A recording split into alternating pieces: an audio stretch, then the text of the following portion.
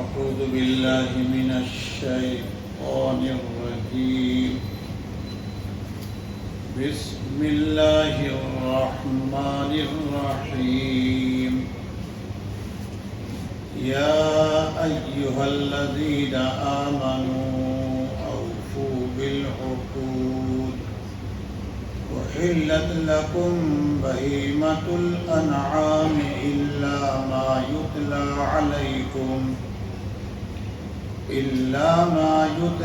عليكم غير محل الصيد وأنتم حرم إن الله يحكم ما يريد. يا أيها الذين آمنوا لا تحلوا شعائر الله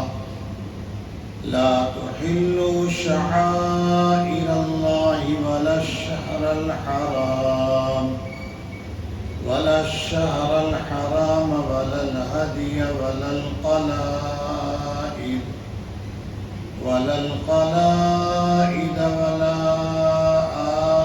آمين البيت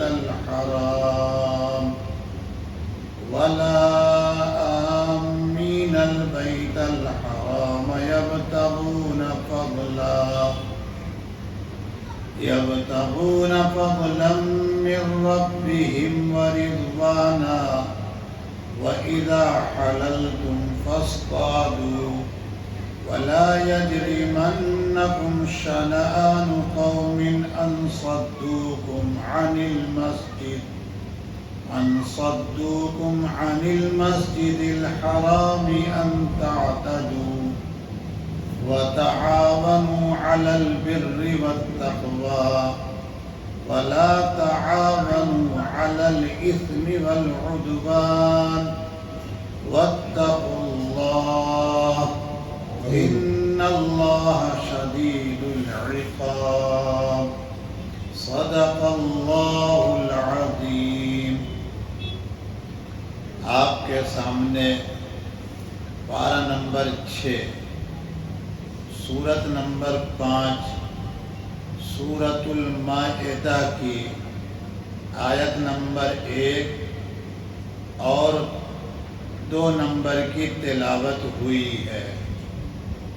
ارشاد عالی ہے یا ایھا الذین آمنوا، اے وہ لوگو جو ایمان لا چکے ہو، اوفوا بالعقود، عہد کی پابندی کرو، عقد کو پورا کرو. احلت لکم بہیمۃ الانعام الا ما یتلی علیکم غیر محل الصید وانتم حرم. تمہارے لیے جن جانوروں کو حلال کیا گیا ہے ان میں سے سوائے ان کے جن کا ذکر تم سے کیا جائے گا، چوپائے اور مویشی حلال کیے گئے ہیں،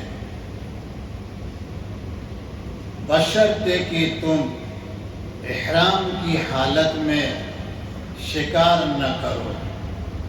ان اللہ یحکم ما یرید، بے شک اللہ جو چاہتے ہیں فیصلہ کر دیتے ہیں. یا ایھا الذین آمنوا، اے ایمان والو، لا تحلوا شعائر اللہ، شعائر اللہ کی، ولا الشہر الحرام، حرمت والے مہینوں کی، حرام مہینوں کی، ولا الہدی، اور مکہ لے جانے والے قربانی جانوروں کی، ولا القلائد، اور گلے میں پٹکے لٹکائے ہوئے قربانی والے جانوروں کی، ولا آمین البیت الحرام، اور بیت حرام کا ارادہ کرنے والوں کی بے حرمتی نہ کرو. یبتغون فضلا من ربہم ورضوانا، جو اپنے رب کا فضل اور خوشنودی کے طالب ہیں، خاص تگار ہیں۔ وَإِذَا حَلَلْتُمْ فَاصْطَادُوا، اور جب تم احرام سے نکل جاؤ تو شکار کر سکتے ہو۔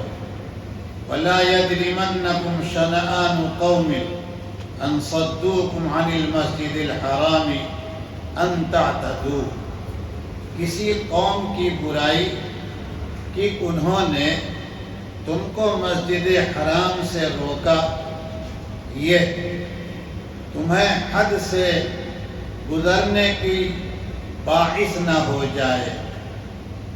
وَتَعَاوَنُوا عَلَى الْبِرِّ وَالتَّقْوَى، اور تم نیکی اور پرہیزگاری میں ایک دوسرے کی مدد کیا کرو۔ وَلَا تَعَاوَنُوا عَلَى الْإِثْمِ وَالْعُدْوَانِ، اور گناہ اور زیادتی میں تم ایک دوسرے کی مدد نہ کرو۔ واتقوا اللہ، اور اللہ سے ڈرتے رہو۔ ان اللہ شدید العقاب، بے شک اللہ سخت سزا دینے والے ہیں۔ اللہ کے فضل سے آخری ماہ مبارک کے دن میں سورۃ المائدہ کی ابتدا ہو رہی ہے۔ یہ سورۃ المائدہ ترتیب کے اعتبار سے قرآن مجید کی 5ویں یعنی 5 نمبر کی سورت ہے۔ اس سورت میں اللہ تعالیٰ نے 120 آیتیں نازل کی ہیں اور 16 رکوع ہیں۔ قرآن کریم کھول کے جب دیکھیں گے تو لکھا یوں ہے، سورۃ المائدہ مدنیہ۔ اہل علم کی اصطلاح میں یہ سورت مدنی ہے۔ حضرات علماء اور مفسرین ان تمام سورتوں کو مدنی کہہ دیتے ہیں جو ہجرت کے موقع پر، ہجرت کے بعد، چاہے وہ ہجرت کے راستے میں یا مدینہ پاک پہنچنے پر یا مدینہ میں 10 سالہ قیام کے زمانے میں مکہ میں بھی کوئی آیت نازل ہو، چونکہ سب ہجرت کے بعد نازل ہو رہی ہے، اس لیے اہل علم اور مفسرین ان آیتوں، ان سورتوں کو مدنی کہتے ہیں۔ تو سورۃ المائدہ بھی مدنی ہے۔ بعض آیت ایسی ہیں جو مکی ہیں۔ اسی آیت، اسی سورت میں وہ اہم ترین آیت ہے جس کے بارے میں اللہ تعالیٰ نے عرفات کے میدان کو منتخب کیا تھا۔ اليوم اکملت لکم دینکم واتممت علیکم نعمتی ورضیت لکم الاسلام دینا۔ مائدہ کے معنی ہے دسترخوان۔ اس سورت کو مائدہ یعنی دسترخوان کیوں کہتے ہیں؟ ابھی کل کے سبق میں بھی، پرسوں کے سبق میں سیدنا عیسیٰ علیہ نبینا علیہ السلام کا ذکر خیر، ذکر جمیل کئی مرتبہ آیا۔ حضرت عیسیٰ علیہ نبینا علیہ السلام کے صحابہ کو قرآن حواریین کہتا ہے۔ اذ قال الحواریون، ان صحابہ نے یعنی حواریین نے عیسیٰ علیہ السلام سے درخواست کی کہ آپ اللہ تعالیٰ سے دعا کر دیں آسمان سے ایک غیبی دسترخوان سجایا ہماری ضرورت اور ہماری خواہش کے مطابق آ جاتا۔ حضرت عیسیٰ علیہ نبینا علیہ السلام بھی اس کی طرف آمادہ تھے، اس لیے دعا کی اللہ تعالیٰ سے۔ اللہ تعالیٰ نے پوچھا بھی، کیا آپ کو یعنی آپ کے حواریین کو مجھ پر یقین نہیں ہے کیا؟ تو کہا نہیں، یقین خوب ہے، لیکن طمانینت قلبی ہم چاہتے ہیں۔ علماء اس کو آسان لفظوں میں کہتے ہیں، علم الیقین تو تھا حواریین کو کہ اللہ تعالیٰ جنت کی نعمتوں سے نیک لوگوں کو سرفراز فرمائیں گے، لیکن عین الیقین کرنا چاہتے تھے، آنکھوں سے دیکھنا چاہتے تھے کہ جنت میں کیسی کیسی نعمتیں ہیں۔ بہرحال عیسیٰ علیہ السلام نے دعا کی، نبی مستجاب الدعوات ہوتا ہے، دعا اس کی رد کبھی نہیں ہوتی، اس لیے فوراً ایک دسترخوان سجا سجایا وہاں سے آ گیا۔ اسی پر اس سورت کا نام اللہ تعالیٰ نے المائدہ رکھا ہے، اور ذکر بہت تھوڑا سے اس واقعے کا اس سورت کے بالکل آخر میں آئے گا۔ علماء کی زبان میں تسمیۃ الکل باسم الجز ہے، یعنی 120 آیتوں کے مجموعہ کا نام المائدہ، اتنے چھوٹے لفظ سے، وہ بھی اخیر میں آیا ہے، وہاں سے پوری سورہ کا نام اللہ تعالیٰ کی شان ہے، انہوں نے رکھ دیا۔ اس سورت کے اندر ما قبل کی سورت سورہ نساء کی طرح بہت سے فقہی احکامات آئے ہیں۔ مثلا یہودی اور عیسائی عورتوں سے نکاح کرنا، اسی طرح سے ذبیحہ کس کا حلال ہے کس کا نہیں حلال ہے، اسی طرح سے مردار کی کتنی شکلیں ہیں۔ ایک مردار تو وہ ہے دم گھٹ کے مر گیا تڑپ تڑپ کے، ایک وہ ہے کہ رسی سے اس کا گلا کس کے مارا گیا، ایک وہ ہے کہ اوپر کہیں سے لے جا کے پٹک دیا گیا۔ یہ تمام شکلیں مردار کی ہیں یا نہیں، آیت نمبر 3 میں اللہ تعالیٰ ان تمام کو بیان کریں گے، وصیت کا ذکر فرمائیں گے۔ اسی طرح سے 3 واقعے کا ذکر کریں گے اللہ تعالیٰ۔ ایک تو موسیٰ علیہ السلام کے ساتھ بنی اسرائیل نے کیا رویہ اختیار کیا، بالخصوص بیت المقدس پورے علاقے کے فتح کرنے کے لیے اللہ تعالیٰ نے موسیٰ علیہ السلام سے کہا بنی اسرائیل کو لے کے جائیے اور محنت کیجیے، کوشش کیجیے، فتح آپ کو ملے گی۔ موسیٰ علیہ السلام نے بنی اسرائیل سے کہا، بنی اسرائیل نے جو جواب دیا ہے وہ جواب آپ پڑھیں گے، بالکل بازاری ہنسنے والا جواب انہوں نے دیا، اذهب انت وربك فقاتلا انا هاهنا قاعدون۔ موسیٰ تم اور تمہارا رب جا کے لڑ لے، وہاں جب فتح ہو جائے گی تو ہمارے نام SMS کر دیجئے گا، کرایہ بھیج دیجئے گا، ہم چلے آئیں گے، ہم یہیں بیٹھے رہیں گے۔ دوسرا واقعہ اللہ تعالیٰ نے ذکر کیا ہے، سیدنا آدم کے 2 بیٹے تھے، حابیل قابیل، بات بگڑ گئی، ایک نے دوسرے کو قتل کیا۔ تو انسان دنیا میں جب آیا اللہ کے حکم سے تو پہلا ایک مرڈر اور قتل یہ ہوا، اس کا ذکر کہ جو بھائی مر گیا، مارنے والے نے اپنے جرم کو چھپانے کے لیے اس کی لاش کو ٹھکانے لگانا چاہا، لیکن سمجھ میں کچھ آیا کہاں ٹھکانے لگائیں، تو کوے کو اللہ تعالیٰ نے بھیجا اور اس نے آ کر بتایا، کھڈا تیار کیا اور اس میں کچھ چیزیں ایسی رکھی جیسے میت کو رکھا جاتا ہے اور جیسے میت کو دفن کیا جاتا ہے اسی طرح اس نے ان چیزوں کو دفن کیا۔ تو قاتل نے دیکھ کر کہا کہ ہائے ہائے افسوس، ہم تو اتنے بھی عقل اور سمجھ نہیں رکھتے کہ اس طرح سے ٹھکانے لگا دیتے۔ تیسرا واقعہ آخر میں یہی مائدہ کا آئے گا، یہ آپ کے سامنے بہت ہی اجمالی طور پر ہم نے سورت سے پہلے مقدمہ اور خلاصے کے طور پر چند باتیں عرض کر دی۔ اس کے بعد سبق سمجھیے، اللہ تعالیٰ فرماتے ہیں یا ایھا الذین آمنوا اوفوا بالعقود، اے ایمان والو اسی کا ترجمہ ہوا ہے اے وہ لوگوں جو ایمان لا چکے ہو۔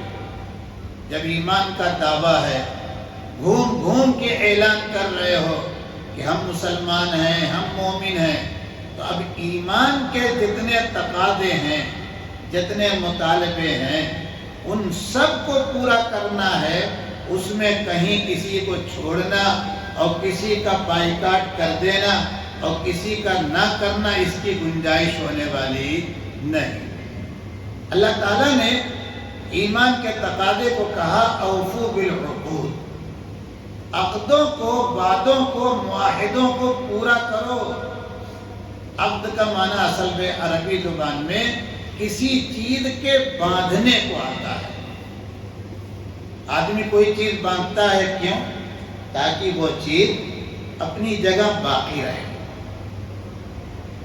2000 سے نہیں، 10,000 کا آپ کے پاس بٹوا پرس ہے، لیکن اس کی ایک بٹن ہے، وہ آپ نے بند نہیں کیا تو وہ کھل کے گر بھی سکتا ہے۔ آپ نے بٹن بند کیا، چین لگایا اور پھر پاکٹ اور جیب میں رکھ کر اس پر بھی چین مار دیا۔ اتنی محنت اس لیے کر رہے ہیں کہ وہ گرے۔ تو یہ عقد جو ہوتا ہے، وعدہ جو ہوتا ہے، وہ اسی لیے ہوتا ہے تاکہ اب ہم سے یہ چیز چھوٹنے والی نہیں۔ تو اللہ تعالیٰ نے جتنے وعدے کیے ہیں یا وعدے لیے ہیں، بندوں کی ذمہ داری ہے پورا کرو۔ اقیموا الصلاۃ، اسی طرح کہا لقد کان لکم فی رسول اللہ اسوۃ حسنہ، تمہارے لیے اللہ کے رسول کی حیات میں، لائف میں، جیون میں بہترین نمونہ ہے۔ اب اس کو پورا کرنا یہ وعدہ ہے،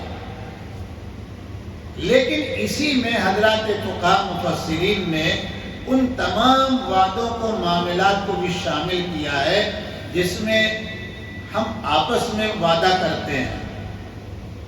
کوئی کاروبار کر رہے ہیں، کوئی لین دین کر رہے ہیں، کہیں ملنے کی تاریخ طے کر رہے ہیں، شادی نکاح کی بات کر رہے ہیں۔ کیوں؟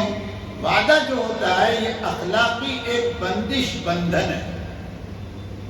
جب آپ کسی سے بات کر لیں، وعدہ کر لیں، تو ہمارے گجرات کی زبان میں ہاتھ پر ہاتھ مارتے ہیں اور پھر کہتے ہیں چوکس، یعنی ایسا کرنا ہی کرنا ہے۔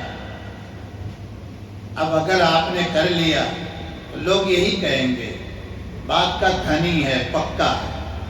ہم نے وعدہ کیا فلاں معاملے میں، ہم سے آدھا گھنٹہ پہلے وہاں کھڑا تھا وہ۔ اور اگر ہماری طرح حالت ہے تو لوگ پوچھیں گے کس نے یہ وعدہ کیا، کہا وہ، کہا چھوڑ دو، وہ ہو گیا ان کا 5 منٹ میں کہتے ہیں فون کرتا ہوں، 5 دن ہو گیا کیا نہیں۔ یہ چیز ہے، اسلام نے اس کا پابند بنایا ہے، اللہ کے کلام نے پابند بنایا ہے۔ اور جب اس چیز کا ایمان والا پابند ہوتا ہے تو خود اس کی زندگی بہتر اور لوگوں کے لیے راحت کا ذریعہ بن جاتی ہے۔ دوسری چیز جو بتائی وہ یہ کہ اے ایمان والو، ہر جانور تم نہیں کھا سکتے، تمہارے لیے کچھ جانور ہیں جن کو 2 لفظوں سے ہم نے ذکر کیا ہے، بہیمہ اور انعام۔ بہیمۃ ایسے جانور جن کے 4 پیر ہیں، انعام چوپائے۔ اب یہ بہیمہ عمومی طور پر جنگلی جانور ہوتے ہیں، جیسے ہرن، نیل گائے، خرگوش، یہ پالے نہیں جاتے۔ کسی نے شوقین پال لیا ہو 100 میں 1، ورنہ عمومی طور پر یہ کہاں ہوتے ہیں؟ جنگل ہوتے ہیں۔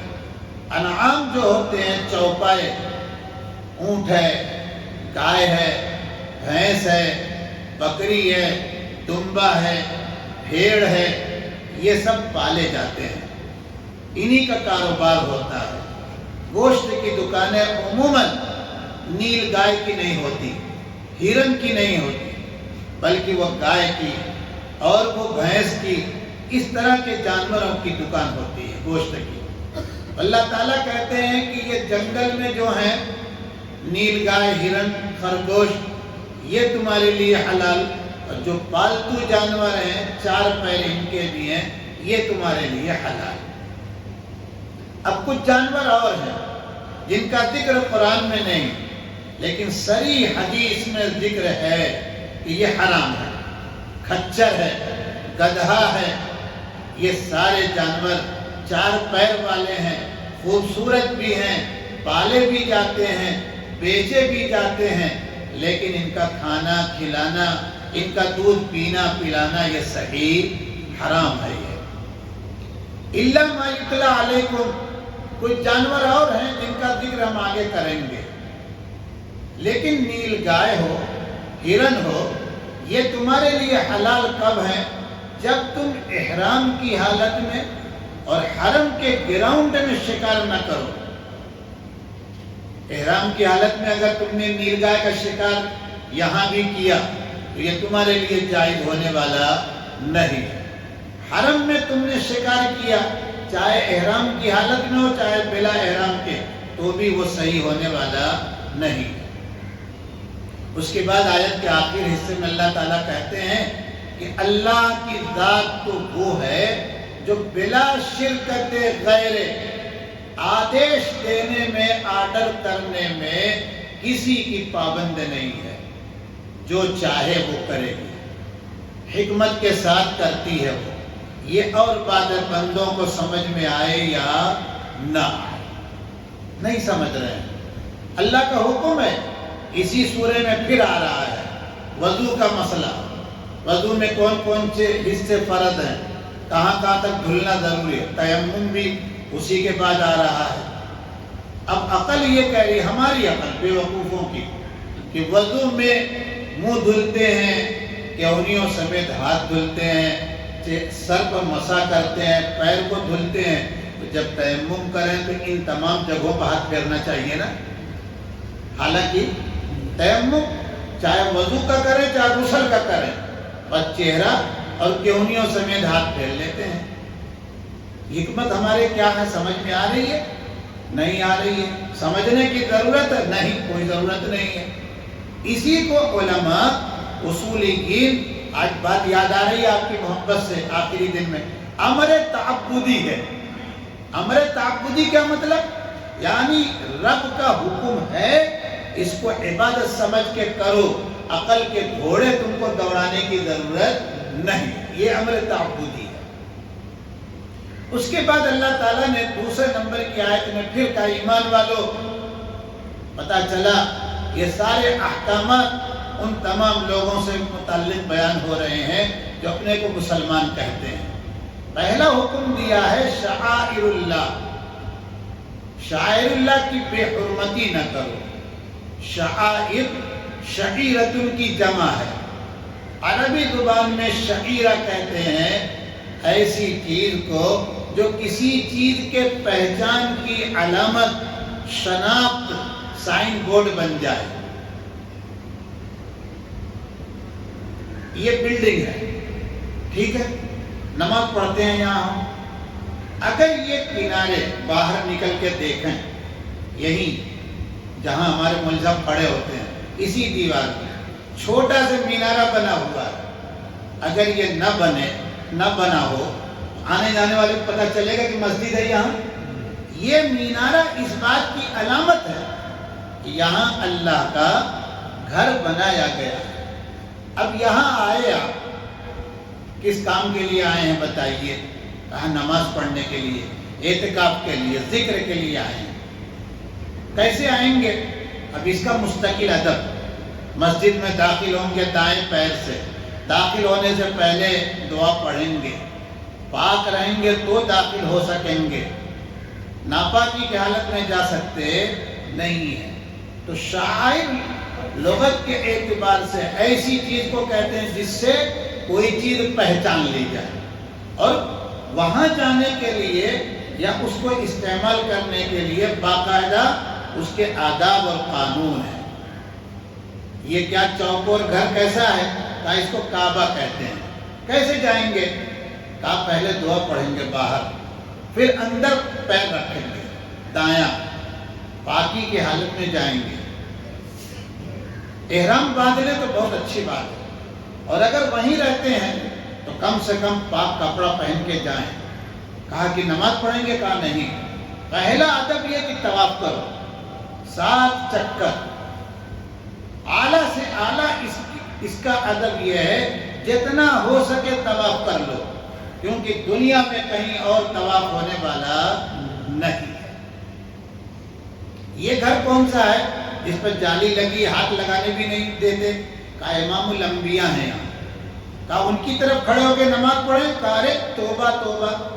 کہا وہیں تلاوت کر کے ایصال ثواب کریں؟ کہا ہاں کر تو کر، لیکن دور سے.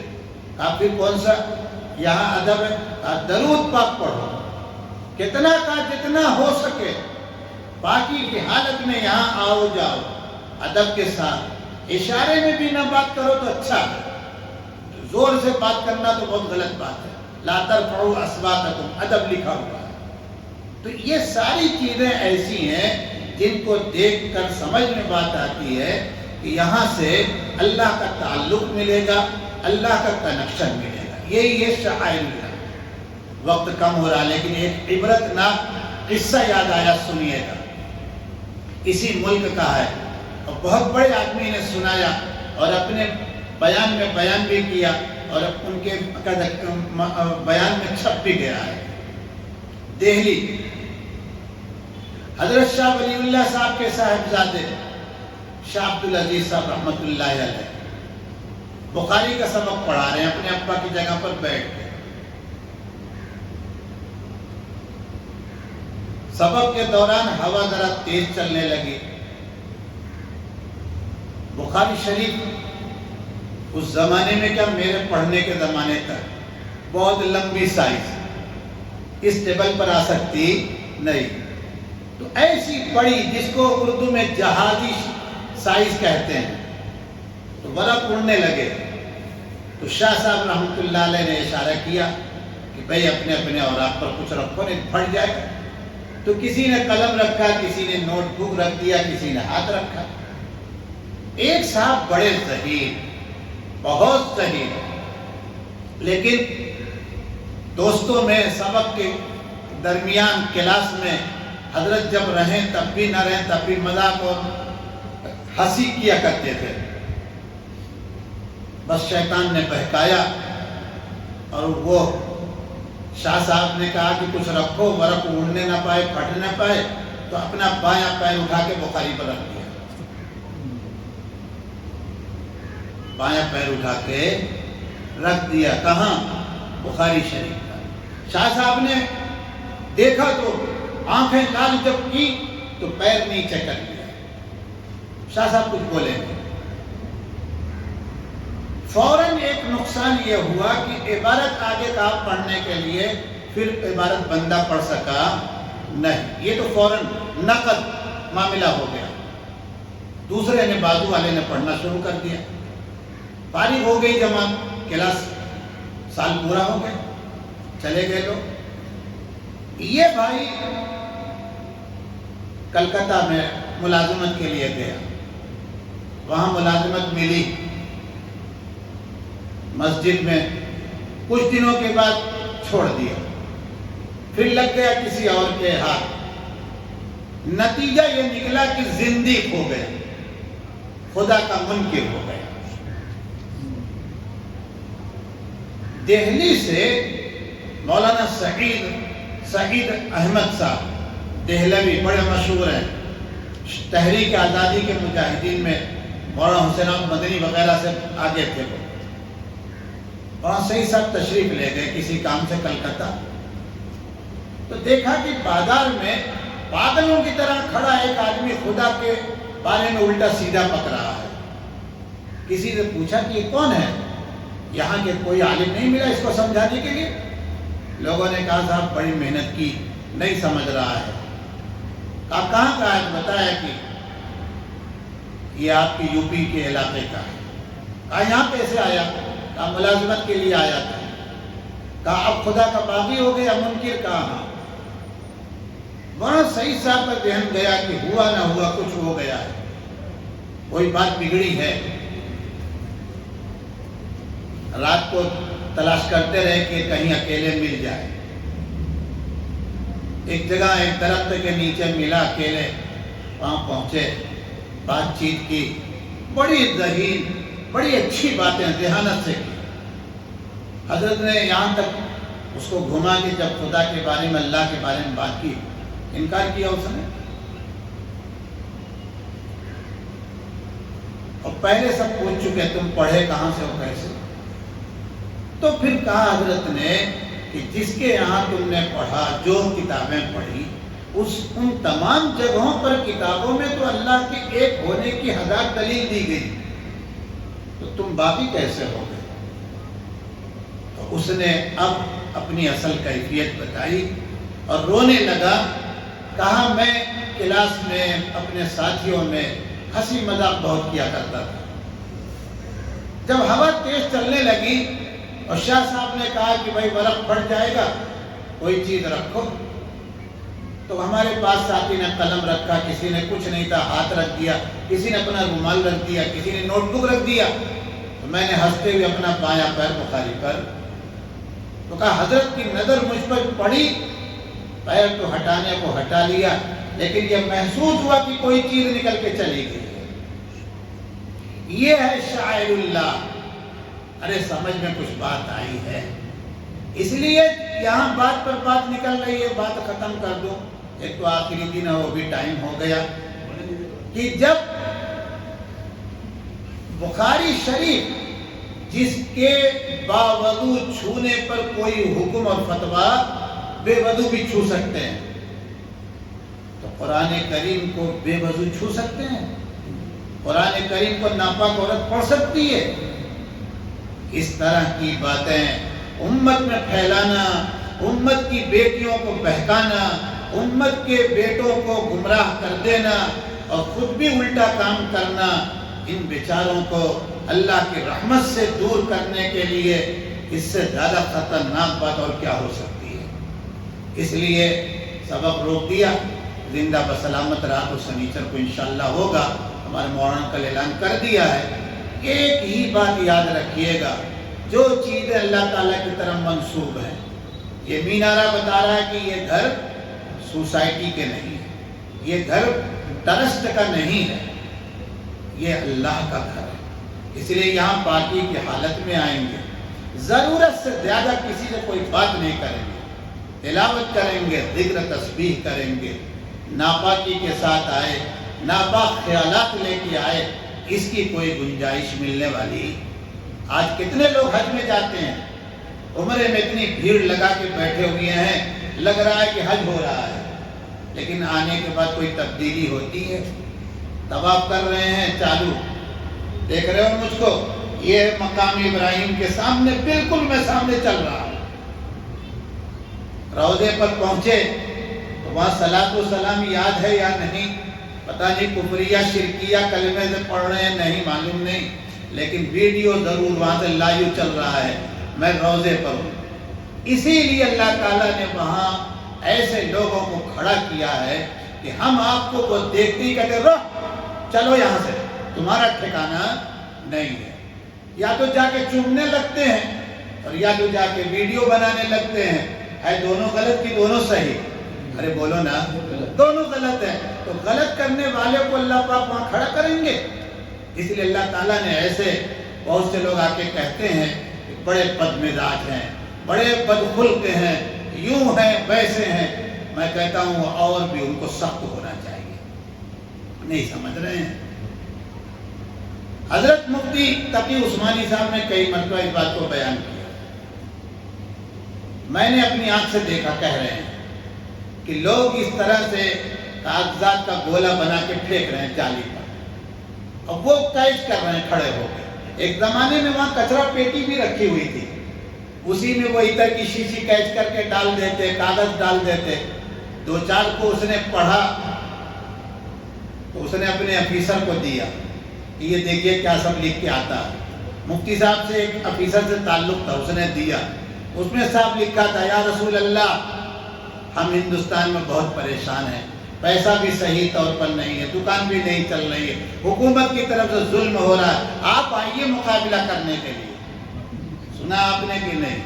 ہمارا پیغمبر اتنا گھٹیا ہے، اتنا معمولی ہے نعوذ باللہ، کہ ہمارے خط پہنچنے پر چلا آئے گا وہاں سے، سمجھ رہے ہیں کہ نہیں؟ اس طرح کے عقائد کو اس طرح کے خیالات کو آپ بچا لیجئے، اپنے کو ٹھیک کر لیجئے۔ یہاں درس قرآن کا بس مقصد یہی ہے اور کوئی مطلب نہیں ہے۔ اللہ ہم کو اور آپ کو سمجھنے کی توفیق عطا فرمائے۔ سبحان ربک رب العزت عما یصفون وسلام علی المرسلین والحمد للہ۔